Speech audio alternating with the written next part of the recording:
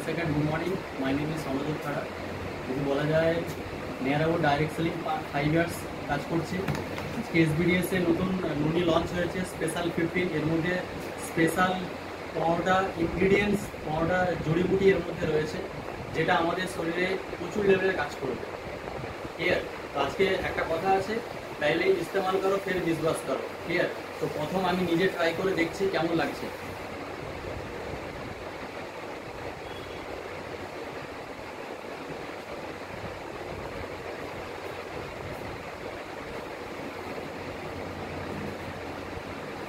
Quality কোনো অংশেই কম নয়। যদি বলা যায় এর ফায়দা কী কী রয়েছে, এর মধ্যে অনেক কিছু রয়েছে।